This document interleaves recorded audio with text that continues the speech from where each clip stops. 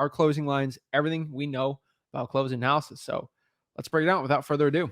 Let's do it. So we've closed probably the deals that I've closed technically in the same operation. So we'll say 3,000. You're at like 3,000, like 1,000. So about 3,000.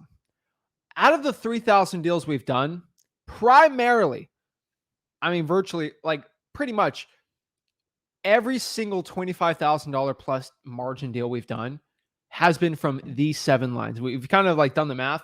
Around 7 lines is basically where we do it. Like we don't really go outside of them, and these are our best closing lines. The one thing you have to understand before we share everything here is that these closing lines will not work. I repeat, these lines will not work if you are not going to be genuine or authentic with your seller. This is just pure math right now. So guys, you have to be comfortable in your own skin and what you say. Full disclosure, some of these lines I've taken from other people I've worked with, and they really work well for me. And some of them I've just honestly just invented because I got frustrated with like dealing with people's responses to like, I don't know, maybe let me think about it. And so being authentic is your key to getting the best deals in the world. You just got to find an organized approach. And by the way, the reason there's 7 is because no one line works for everybody. Everybody's situation is different. And if you understand how to identify your objections or the information you're getting, you can decide which closing lines to use. Yeah, that's the honest truth. Like you have to be genuine and authentic, especially when we're talking to your sellers here. That's going to be a huge key to success here. Like everybody knows when you're fake and you're just like, oh yeah, it's like, don't be somebody you're not, because that is the ticket to getting no deals at all. So I completely agree with you. And remember, you need it. Like these lines won't work if you're not in the seller's best interest. And this is where we get in a lot of trouble. But like, you have to be in the best interest of your seller. If you're dealing with the seller and you try to say, "Hey, you should probably list it," and they want, and then they look at it like, "Yeah, listing would probably be better for me." Like if you legit try to help the seller out of what their needs are, not your needs, you'll do so many more deals. I don't know how many times I've talked to a seller and said, "Zach, I've had 5 other people try to buy this house, but you're the only one that actually cared about what's best for me. Yeah. You're the only person who gave me other options besides buying the house." And that goes so far. I thank you so much for actually being upfront with me and being authentic. It makes the stressful process so much easier. It happens all the time. So guys, understand you have to know your seller's end game. And if you think you're going to trick them or fool them into a wholesale deal, you're 100% like kidding yourself. I'm just telling you. It's one of the worst things I've seen. Every now and then we have a super clean property. It's so perfect. They kind of indicate they want top dollar. I don't fight it. I just hit them in the mouth with it. Why don't you just go ahead and list it? And then what they say from there will dictate where I'm going to go from it. But like you trying to hide and trick around like the whole like realtor listing thing, just going to create a long drawn out scenario, and everyone's going to be upset in the end. So all the time. So let's kind of break this down. So what else I've seen is you probably haven't pushed the seller away. And that's another reason why you're probably not doing well. And this is why these closing lines won't work. You have to push your seller away to a point. And what do I mean by pushing the seller away? For example, like I've said, when I'm talking to a seller, I'm always like, "Hey, I don't know if this will be a good fit for me." Or, "Hey, you might want to list this with the realtor. I'm probably not going to pay the most for this house. If you want to get the most, I know Sally Sue, she's a great realtor around the area. She sells a lot of houses." Once you kind of push a little more, and they're like, no, I want to sell. I want to get rid of this. Yeah. You have to, it's a push and a pull. If anyone has a dog, let's say a dog gets loose in the front yard. Happened to me plenty of times. What do you do when a dog gets loose in the front yard? You don't run after the dog because then I shut the door. I'm kidding. Here's the thing. Like, this happened plenty of times. Just our dog. But when a dog goes out front, like, you don't run after that dog. Guess what happens? They're just going to run back away because they know they're being pursued. Guess what? You run away from the dog, and the dog just comes chasing back. Yeah. Because they don't know what they have till it's gone. And you don't have to be too rude, like, "Oh, I don't want to deal with you at all." But like, sort of like I don't know about this, or, just some hesitation. It's going to be completely different than other wholesalers that are in there. And it's going to help you so much. Now, I just want you to understand, a lot of people, well, you're being authentic. If we really want the property, but we're telling them to chase us, I'm here to tell you, as any grade of investor, especially a wholesaler, you have to use this technique to help your client out and to help yourself out. It actually seems awkward when you do it at first, but remember, rule of nature, the more you chase something, I don't care if it's a person you're interested in a relationship, anything you want to buy, the more it's going to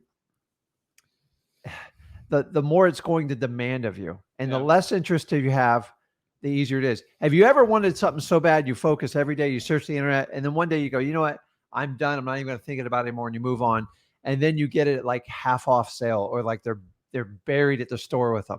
Same thing works with sellers. And a big part of your mindset, you have to be in that, because you do no favors if you pay top dollar for that house for you or the seller, because the deal is probably not going to work out. And that's the honest truth. And that's the big thing. Like, I think a lot of people are going to try these closing lines. People are chasing right now hard. Yeah. And that's your biggest problem. If you go in the mentality chasing people, you can hustle to them. But once you get them there, you have to, this is where you have to put on a little bit of a theater, and you have to be reserved, because if you want to help the seller out and you want to help you get the best deal possible, you have to be reserved and pulled back. Exactly. So everyone's going to go try these lines, and some of you guys are going to fail, and you come back and say, oh, these closing lines don't work. First thing I'm going to do, I don't write this video in a way that's going to get the most views. I write this video in a way that's going to give the most value to the people. And for the people that actually implement what we say, they'll get the best value, and they'll actually get the best results. Mm-hmm. Here's the thing. These closing lines, they will not work unless you do this. If you are constantly chasing a seller, if you're not in the seller's best interest, and you're not actually trying to help a seller out, you're going to fail. And that's just straight up facts, right? Most importantly, this is the most important thing. This is it, guys. You got to get this part. This is it. Ding, ding, ding, ding, ding. You're watching this. You must condition the seller for a yes or no decision to selling the house on the appointment, or if you're doing virtual, on this phone call. Remember, these closing lines won't work if you don't do this. If you don't condition the seller, guess what the seller is going to say when you get the closing line? Ready? Let me think about it. I'll think about it, maybe. And you're like, that's the average wholesale. Oh, yeah, how do I get the deal? Literally, that's happened to me so many times. That's why you have to condition your seller every single time for a yes or no decision.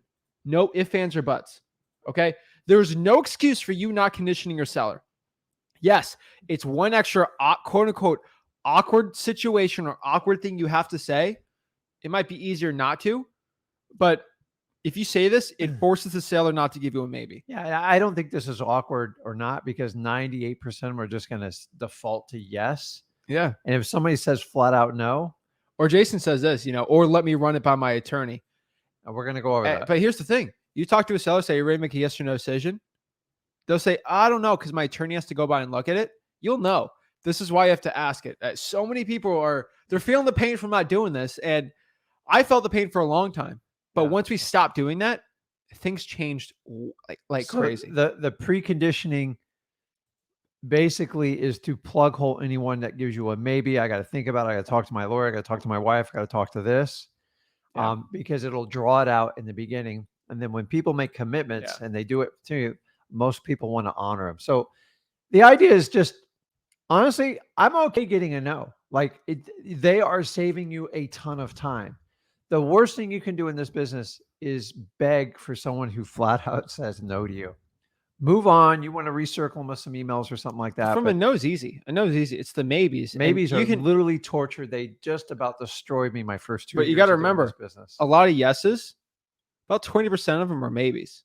And the maybes have to turn to a yes. I know you're never going to get the no, right?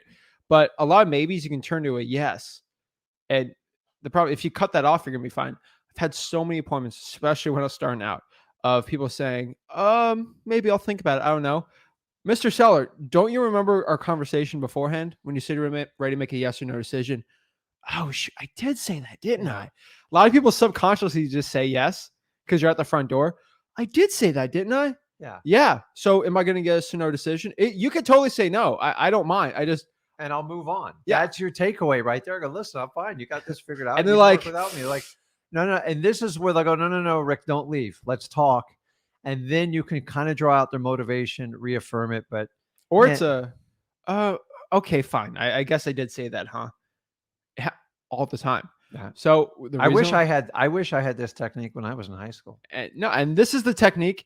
I meant with Yeah, like we're not going to get in this. Okay, we're asking not. girls at the prom. Go, listen. If I ask you, I need a yes or no right now. There's nothing worse when a girl says, "Let me think about it, maybe," or put you like on the side burner. We're not getting the dating advice. Oh, I'm giving it to you. If Like, someone has a maybe, it's probably not. You shouldn't be pushing that. But you need to move on.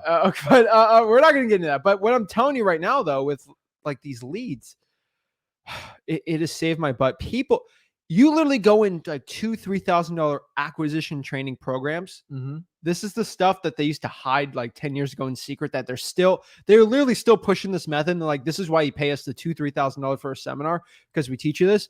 We're just showing you. Like, Yeah, and usually by the third day you get the stuff. Yeah. And then you're like, that. But the key is, guys, actually, I don't think it's uncomfortable saying this at all. It actually helps you out.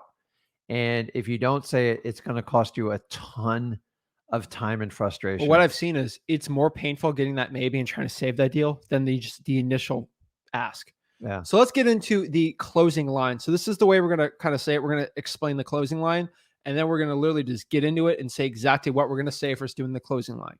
So I'll say this, and then you got like the next one. So basically it kind of goes like this: how to do the conditioning seller. Hey, Mr. Seller. So I'll do it like in person. Actually, you do the in-person one. I'll do the virtual one. So knock, knock, knock, ring, okay. ring. So boop, boop. Hello? Hey, Rick, how's it going? Let's come on in. Let me show you around the house. Okay. Let's go. Here's the kitchen. Here's everything, right? Hey, okay, I got mixed up here. Okay, hey Zach, before we get started, I just want to have a quick conversation with you. Is that okay? Yeah. Listen, I'm going to spend some time with you. We're probably going to spend, I don't know, 45 minutes to an hour. Is that going to be okay for you? That should work. And I'm going to get to know a lot more about your house and a lot more about you and your wife. And at the end of the conversation, you'll have a decision to make. And it's going to go one or two ways. You're going to say, yes, Rick, I love what you're saying. I want to work with you. You're the right man for the job to buy this house. Or flat out, Rick, I don't like what you're saying. I don't want to work with you. And it's a hard no. Either way, you'll have a decision to make. And I need your commitment to make a yes or no decision. Is that okay? Yeah, sure. Okay. And listen, Zach, no matter what happens, I'm going to help you get your house sold, regardless if I'm the buyer or not. Okay. Okay. All right. So let's go ahead. Let's take a tour and let you show me the rest of the house. That's it. That's it, guys. The biggest issue people have is like the seller might be like, "Oh, hey, Rick, how's it going? Come on in. Let's go look around the house." And they start trying to show you the house. Yeah. And like you don't have any. Then you're like, "Oh shoot, we're walking through the fourth bedroom. Like I didn't even say anything. It's too late to that point." The reason why I did that is because like most people in that situation, hey, I can't. I'm ready to go look at it, but first of all, can we just have a quick introduce myself? Yeah, blah blah blah. So let's say you're doing this virtually, right? People, oh, I'm doing virtual. I don't have to do that. And when you're virtual, you actually have to do it more to a point. I prefer the yes or no decision before I actually go to the house too. So you have to do it before you walk in on the appointment every time, like at the door. Eventually now, because our acquisitions people, like, I mean, someone like Palm Beach and they got to go up to like Port St. Lucie, like it's an hour ride, right? Uh-huh. They don't want to waste a 2-hour car ride. So they'll say like a day before if they're ready to make a yes or no decision. And then again, when they're going to the appointment, because the truth is, if you got to go like 45 minutes, an hour to a house and somebody says, I don't know if I can make a decision, don't meet them at the property. Right? Yeah. That's the truth. So in virtual wholesaling the line, basically, it's the same thing to a point, except you're basically getting in the phone conversation because you're literally at the phone, quote unquote, appointment. Mm-hmm. So let's say, for example, I'm getting your information. Oh, okay, Mr. Seller. Go ahead and call me. No. Ring, ring, ring, ring, ring. Hello. And this is kind of a warm lead, guys. This is a lead that like You've already talked to me. I've kind of talked to a little, gathered Okay. some info, and someone from the team is giving a call back, you know. Ring, ring, ring. Hello. Oh, hey, is this Mr. Seller? Yes, it is. Hi. This is Zach in from, I don't know, Guru Home Buyers, whatever. Hey, I'm just looking around the property here, and I know Marie was talking to you about it, and I'm just looking around, and this seems like a property that we might be looking to buy. Cool. Let's do it. Perfect. So nice to meet you. Nice to meet you. So I'm looking at the house here. I just had a quick question. You know, what year was the roof? Something. I don't know. It's about 10, 12 years old. Okay, I don't think I had that on the notes there. So, um, we are looking to buy it. This seems like something that we could add. I mean, we recently just purchased a property, 123 Main Street, kind of quarter mile away. So we're familiar with the area. The one thing I do have to ask you, Mr. Seller, kind of before we get in the call, I mean, we're ready to buy this property. We're ready to look at it. I just want to ask some information, get some information on it. Um, Before we talk, I am ready to go purchase the property. We are ready to make you an offer today. The only thing I ask, so I don't waste your time, waste my time, are you ready? Are you ready to make a decision on selling the property today before we kind of get into everything? Today, right now, Yes, right now. like when I so when you send the offer for it, like you're saying, I got to make a decision like right then and there. Yeah. So the way our company works is we do give the offers over the phone. The one thing we do is we do trust you giving us the information. We'll have someone on our team go by and actually take a picture of the property, look inside of it. Maybe my partner has to go by and do a quick inspection or two. But really, we just do it over the phone. We do it fast and efficient. That's kind of the way we've done it since the crazy times that have been going on. Yeah, I mean, I just got to call my wife. She's on a trip a couple states over, so I like, how am I going to get her to sign if she's not with me? Yeah, so there's two things. There's two ways we can do it. I mean, trust me, I understand happy wife, happy life. Yeah. But what the best thing we can do is we know when she's going to come back from her trip. Mm-hmm. Do you know when? She'll be back. Today is what, Wednesday? She should be here by Friday. All right, Friday. Let me do one thing. Let's get some information about the property. Mm-hmm. Maybe you can give me some pictures of the house or whatever you're free to. I don't know if you're big on technology or not, but maybe just email me some pictures of the house. I'll gather some information. I can talk to you and the wife on Friday. And if you guys are ready to make a decision, we'll give a call and we'll kind of run the numbers a little and see what we can do. Got it. That sounds good. Perfect. So send me over the pictures of, generally the house, the kitchen, bedrooms. I do want to look at it really quick and kind of run it by my partner and just see if this is something that we could do. This does seem like something we can buy, but I just want to look at it, see if it's going to be a lot of renovations or not. Does that sound good, John? That works. Perfect. Appreciate it. Okay. Well, and that's a little rougher way, but the key is here too. Here's one of the other tips. I'm just kind of throwing it out there as it comes up. One of the biggest challenges when we write our contracts is you want to make sure you have the decision makers there.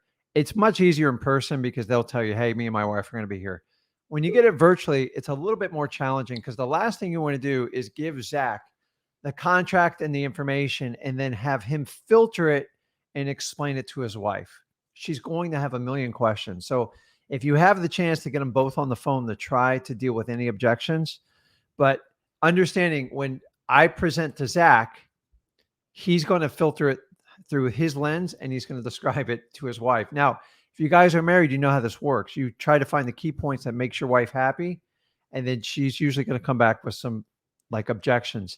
The last thing I want is for Zach to handle his wife's objections because he's not going to be able to handle it. No. And so because they're directed at me, and then you try to save, like, sometimes it takes 10 or 12 phone calls. If you can get them both together, gosh, if you can do anything like video wise or anything like that, it's even better. But make sure you have the decision makers, because when you give the story to one person, they filter it, they send it back. It's like that little story where somebody gives you a story.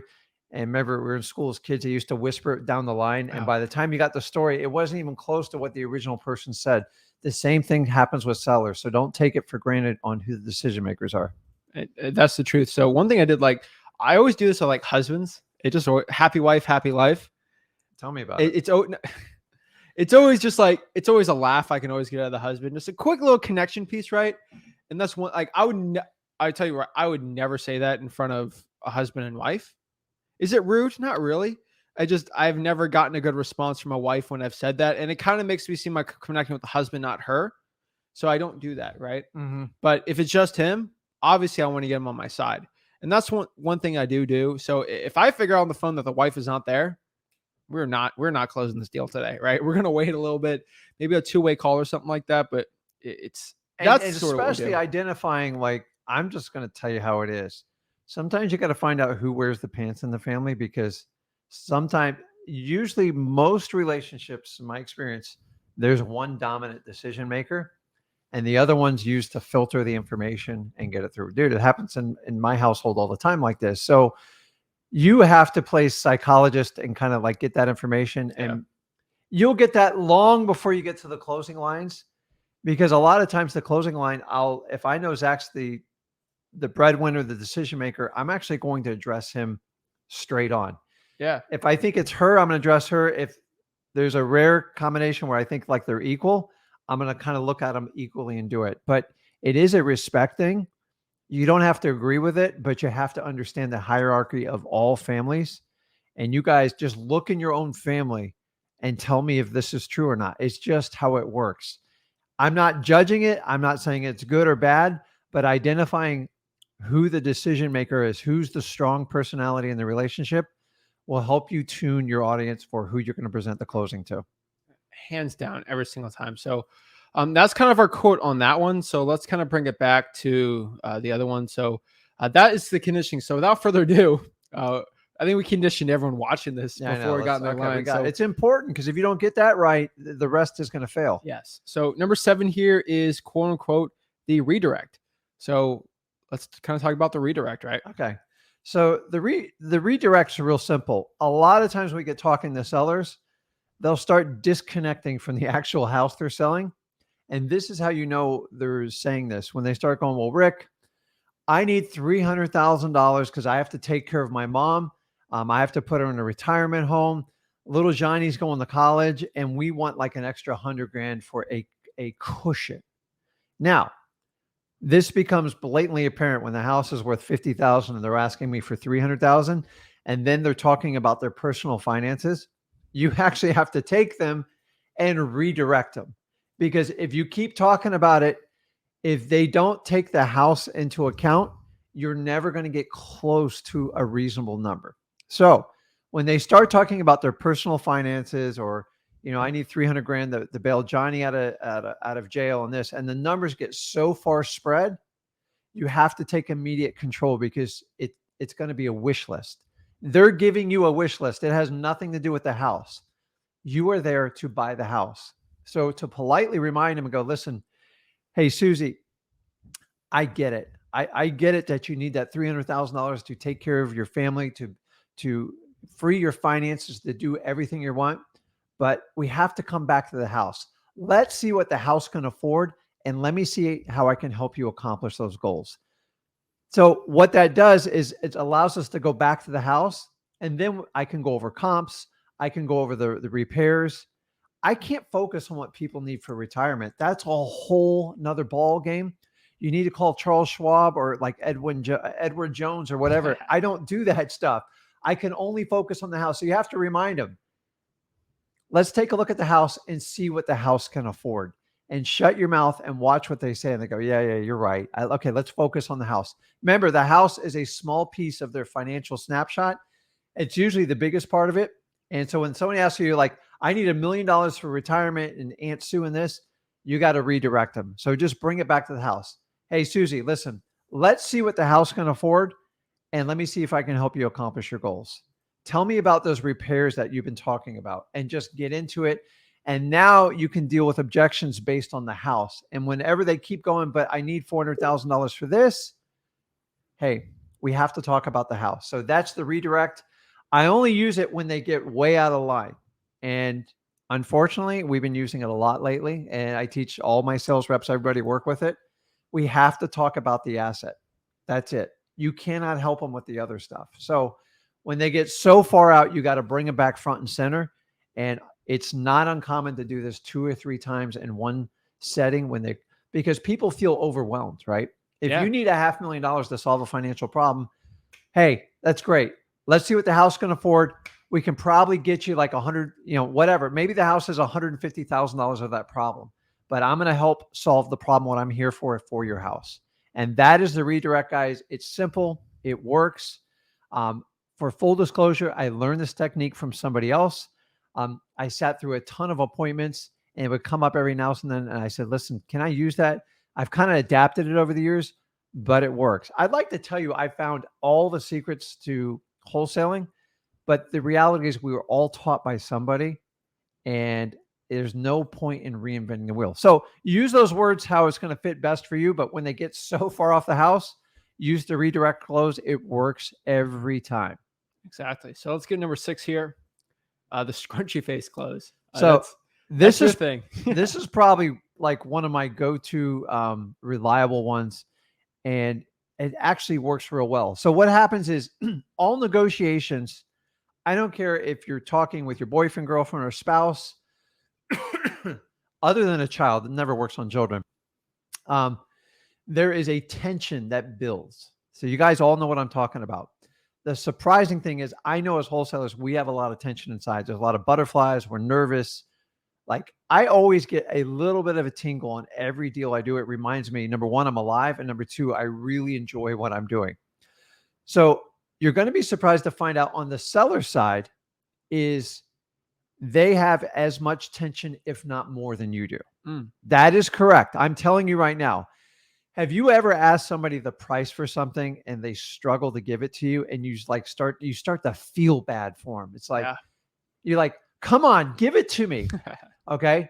This is now going to transfer the tension from your seller to you. Now, listen, you're already wearing plenty of tension on you, but this is kind of a theatrical tension, and it works well. And what you want to do is, in any type of negotiation, if you take the brunt of all tension, you'll get so much further because they're never going to expect it. So here's simply how it goes.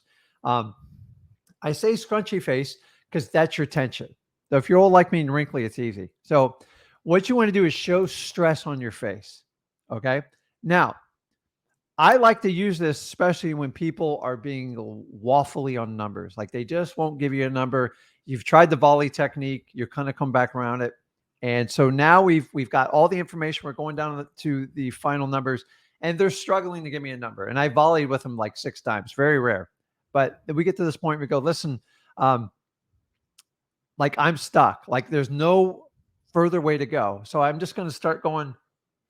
So any type of tension, guys, if the higher somebody reaches on their head, the more tensed and stressed out they are in life. Look at your own situation. You ever like just covered your face or did like this? So when it comes to this point, I'm going to wear all the tension, and I'm just going to start doing this.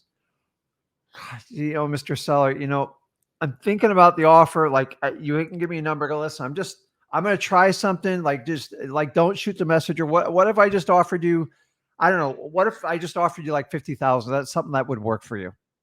And just look down. The key is to look down. You feel bad, the tension. You're going to get 1 or 2 reactions. You ready? I don't know. I can't take that number, but like, our bottom line number is 70,000. They feel bad that you're struggling to make an offer, and they want to give you the answer.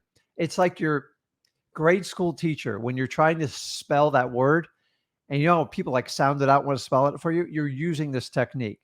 The second thing that can happen, which this technique saves your butt from it, is if they go, Rick, you're completely out of line. You're nuts. We would never sell the property for 50,000. I goes, well, that's what I thought.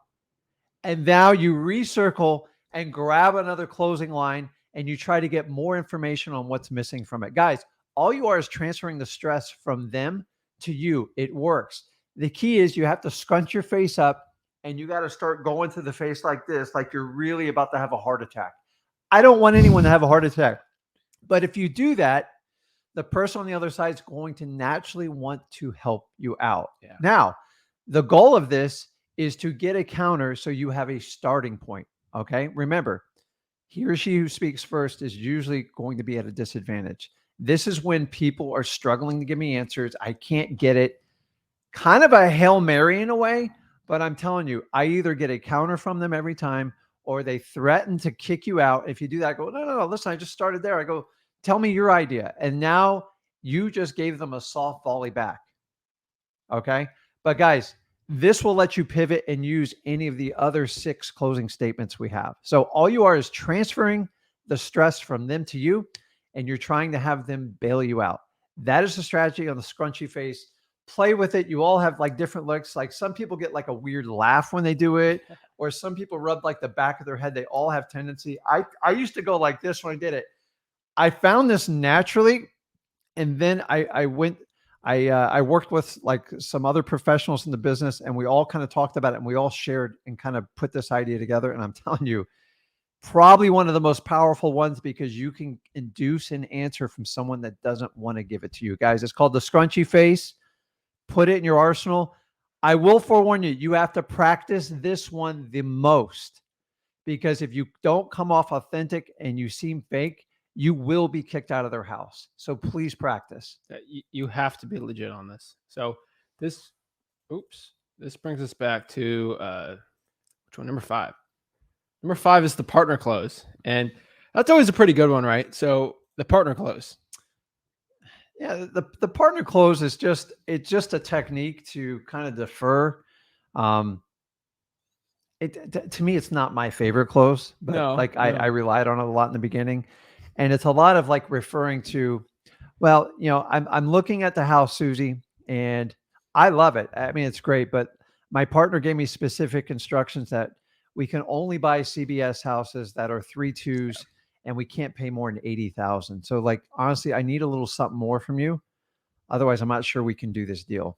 So you're basically giving your requirements to buy a house, and you're basically not blaming it on your partner, but it allows you to easily kind of give them bad news without you actually delivering it.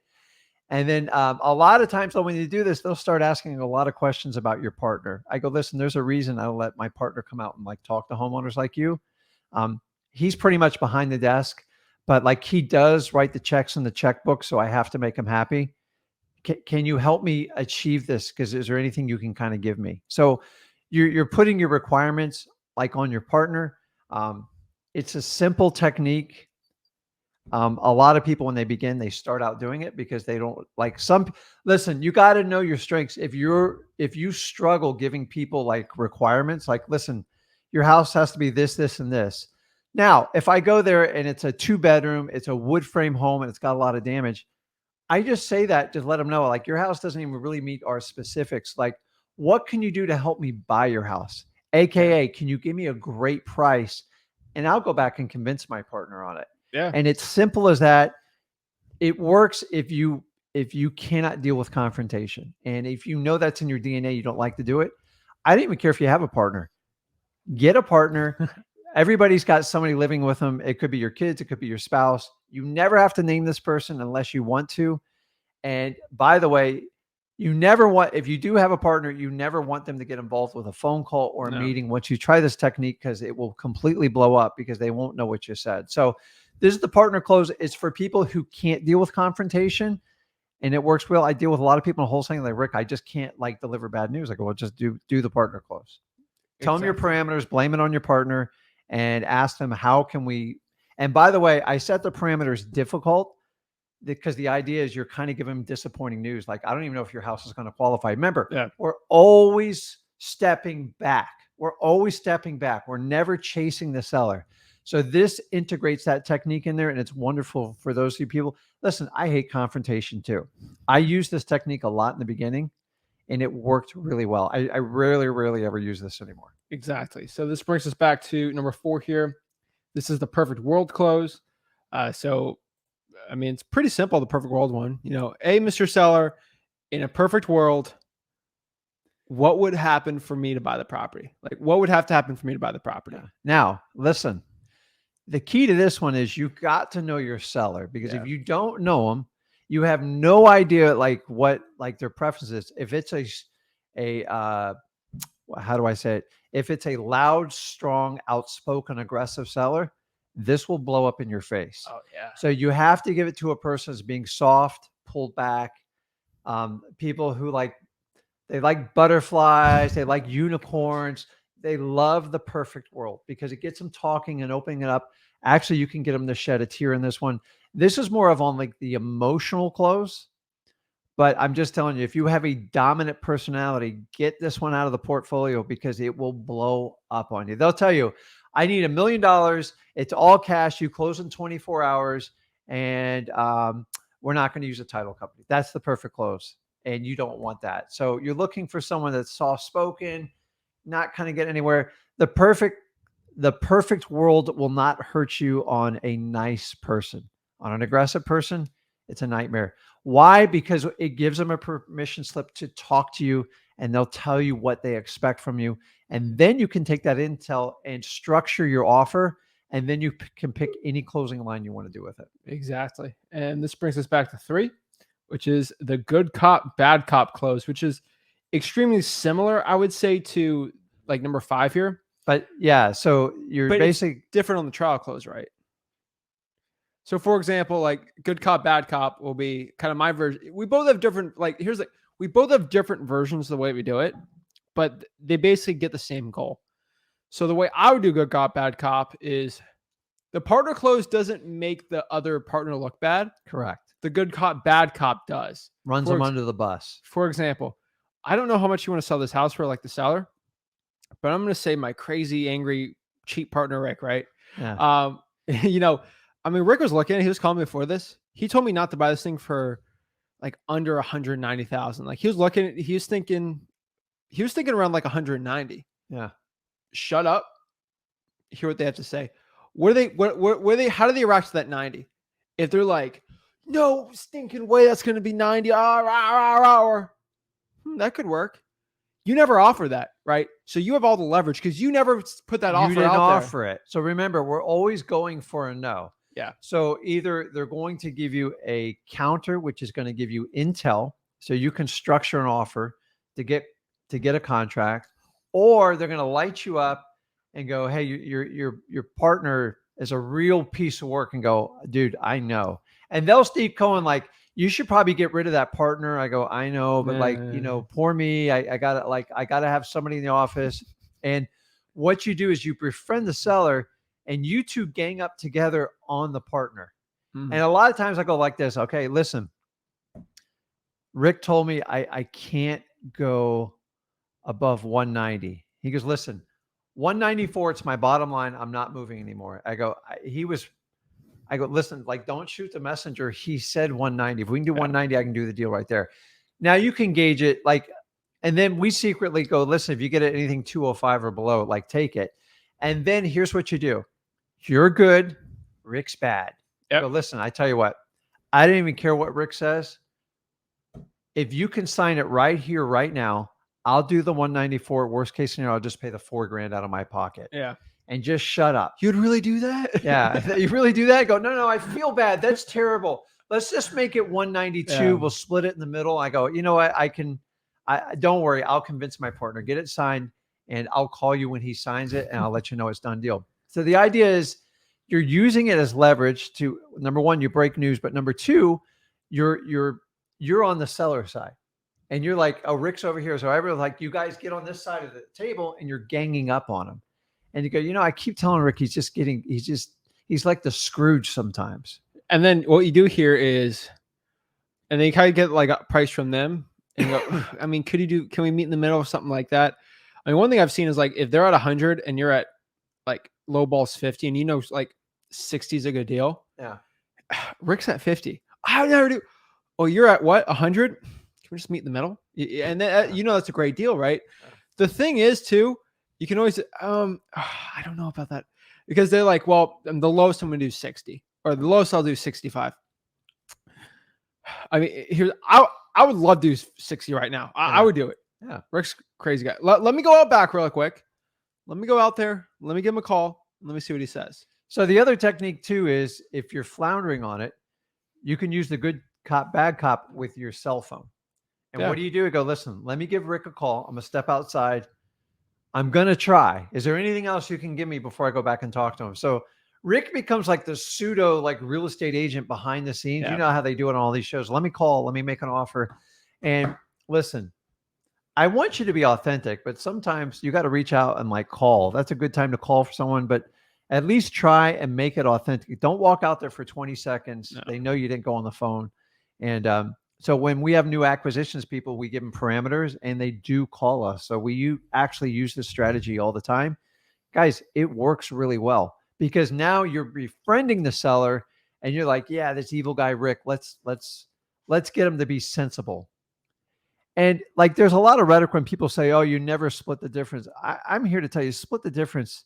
You've all been lied to. If you're getting a smoking deal, say if you want to buy a property at $60,000 and you can sell it for like 110 as an assignment quickly because you've done other properties in the area, and they go, well, would you do 70? Now I'm going to try. I'm going to just say, listen, what if we did like 62 I'll get it signed right now, and I'll actually pay your closing cost. The guy goes, nope, nope, 65. That's down the middle. It's fair. You're an absolute, I'm going to be nice about this. You're crazy if you don't take that 65 because you read a book that said you never split the difference. You are going to make $30,000 to $40,000. Split it and move on with your life. Splitting the difference only affects you when you pay retail and like really high retail numbers. On the wholesale level, don't ever get confused. I've watched people like, oh, I never split the difference, Rick. I'm like, you're about to make $30,000 or $40,000 and you're fighting over the last $3,000 or $4,000.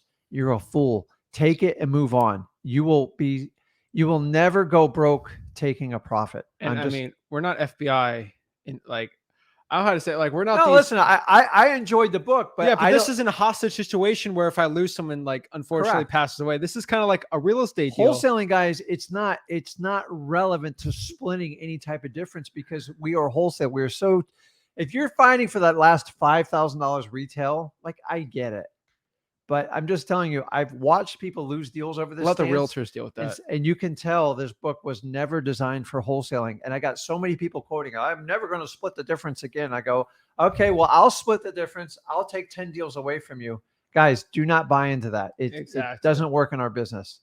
Number 2 is the Reaffirm Close. It's one of your favorites, right? So, guys, this is simple. This is the close that if everything's going great, this is what you do. This close just reminds you that don't overclose someone that's already committed to sell you the property. So the Reaffirm close is like, okay, Mr. Seller, if I give you $110,000, I close it in 30 days and I pay for the closing costs and you're going to sign a contract today, then we can move forward and get everything done, correct? Yes. Close them, sign it, move on. So many times, you guys, you hover and you just try to like keep getting like that last bit of morsel. Move forward, reaffirm the close, and get it signed. This is when everything's going perfect.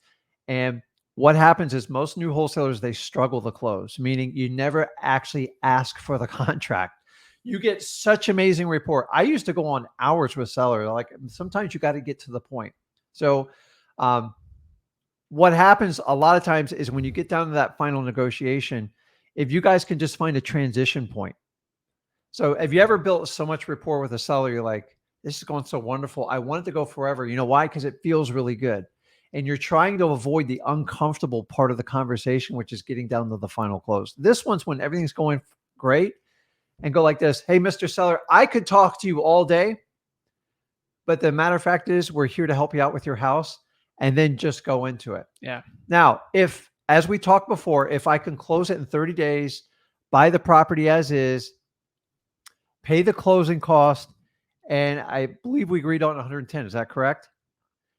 Okay. Can I go ahead and get the contract out? I'll get it signed, and I'll get over to the title company so they can get started on this ASAP. Does that sound fair? That's it.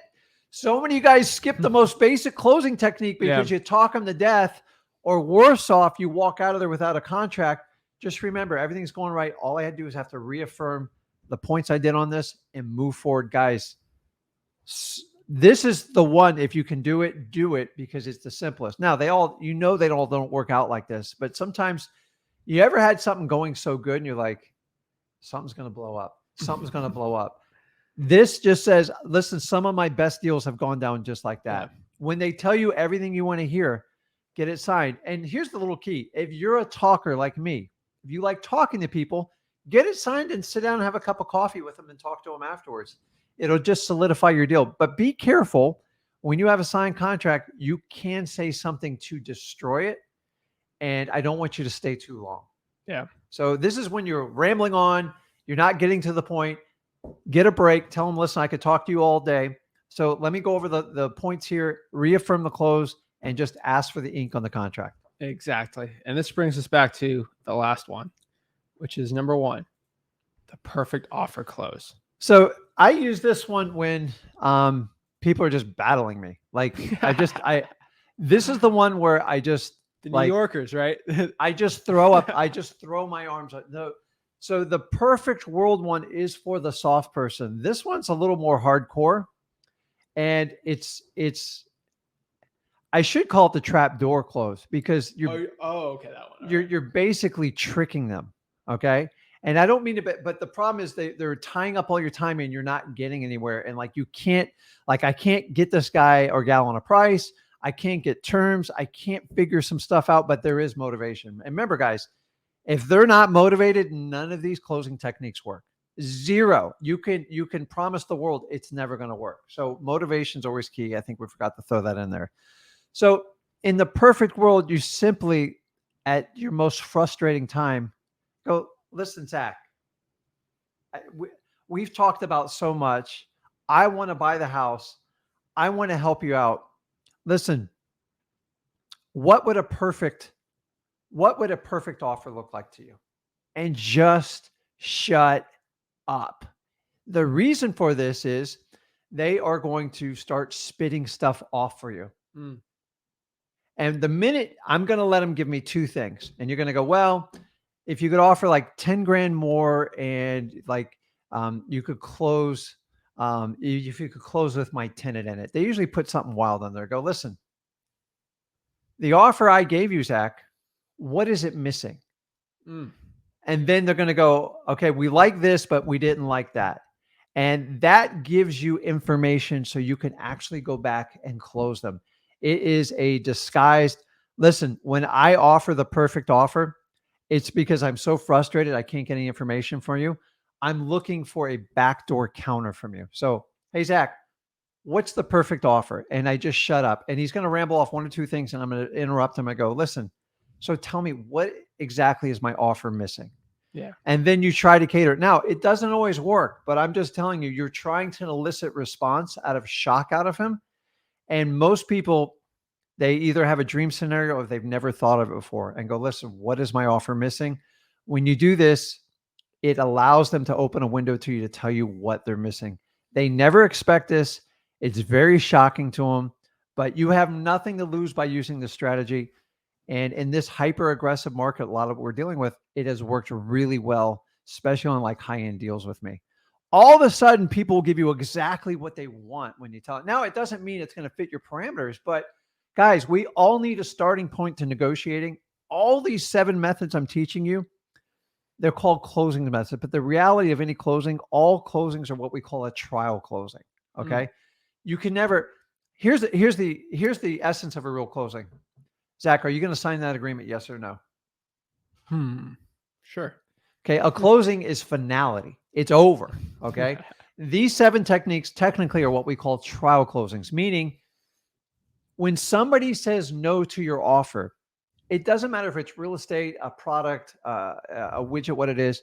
They're basically telling you they need more information or they're extremely uncomfortable with you or both. Your trial closes are so you can repivot, ask more questions, and keep it going. Okay.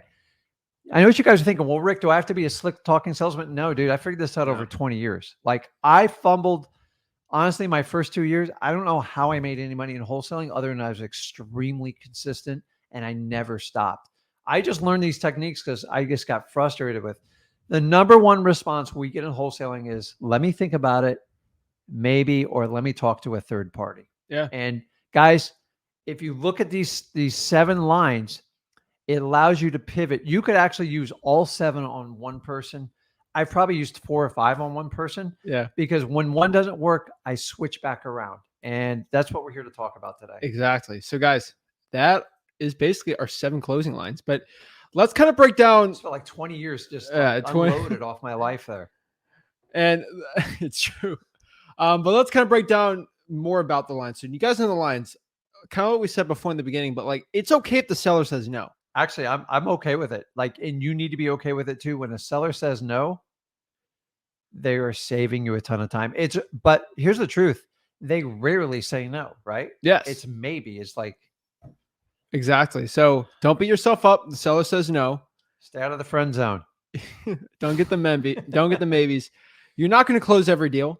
So one thing I did want to show, which some people get, some people won't, but you break down some of the best basketball players of all time. Their shooting percentage, their field goal percentage is like 44.7, 3-pointers, like 33%.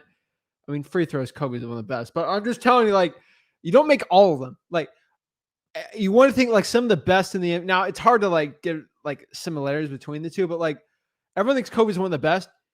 He's like 44 like percent, 45%, like, and he's one of the best ever. And you got like you don't have like the best closers don't close every single person. They don't. And it's just one thing you have to understand. And here's another thing: if you have a really good field goal percentage, you probably only shot like 10 games. Like you probably played like 2 games, right? Yeah. I mean, you have to be playing a lot of games to understand that. LeBron, for people who think LeBron's the best, we got 52% and 50% is career. Like it's not bad. Like I'm just like that's pretty good. It's better than me for full disclosure. And then like you go like the goat, you know, Michael Jordan. He's about 50%, which is amazing. Then you got to look at his times, but like, you know, 3-pointers, free throw percentage. We're gonna start that argument on this. We're not starting the argument, but what I'm Go to telling you is basketball? like the best, and some people call him the best of all time. You know, his field goal percentage was under 50%, and he's definitely the best basketball player ever. I'm just telling you, like under 50%, and your closing rate should be better than 50%, but just know the best like in their sports are not 100%. Like Tom Brady, we give him all the flack, but like he doesn't win 100% of his games. Where's Jimmy Butler's stats? Jimmy Butler's. Did you see those stats from last night? We won't break that down, but like the best people, like they're not 100. Like the best closers, they're not 100%. Go to baseball. It's a lot worse. You're talking about your baseball. Highest one's what, like 350 average? No, but they're the coolest part about sports, which you can technically put into wholesaling, which is so like it's kind of like sports. You lose a finals, everyone remembers it, right? Mm-hmm. The cool part about a deal is you don't get the deal. No one knows about it until you actually do it. Like your wins are basically the only ones. It's like fishing to a point. No one sees your bad days fishing. They only see your good days. Yeah. And that's the truth. So like Facebook. It's like Facebook, like fake book. Oh, okay. But I'm just telling you, like the best, like you can just do deals. And if you don't get the deal, it's not the end of the world. Like you're not getting 100%. Like here's a full thing is number one, you want, well, you finish up or no, we got one more here. So one more. Like I don't want to like ruin the secret here, but it's not a secret. Here, I'll break down the quick secret. We'll do it. So how to become a king or queen at closing. Here's the truth. Practice. You go to the closer Olympics. No, you don't. Oh my gosh. Is there such thing? I don't know. I'm not going to like, we're not, I don't care. Listen, closing is something that nobody else sees, and you are going to be rewarded for what you practice in private for what you do in public. Meaning, if you do not spend time practicing this stuff, it means you're going to practice on your leads, and it's going to cost you a ton of money. Allen Iverson says it best, right? We're talking about practice, man. Like, I can't tell you, like, I'm going to help out as many people as I can today, but you got to be honest with yourself. If you're not going to practice the stuff, then you're going to struggle. Somebody will stump you. I guarantee you. Like I still get stumped to this day. And the really cool thing is when you go to a closing, you have your weapons, like your closing lines, your comps, everything. You have no idea how it's going to work out. How many times do you walk in a closing and go, dude, this is a slam dunk? I walked in once. I actually walked into a deal. This is when I was younger and I went out on my own. And I thought I was meeting one young man, like in his 30s. 9 people showed up from the family. Guys, it was like a 15-round boxing match. And I got my butt kicked. I didn't get the deal. And I walked out of there. And I really let it affect me. It upset me. And I've learned is, like, when you guys have a loss, any sport you ever done, you just have to shake it off.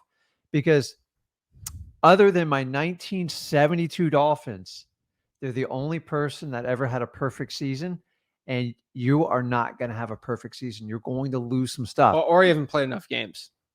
Don't start that. No, but Don't start that with my. No, but that's the you don't think thing. the Dolphins played enough games?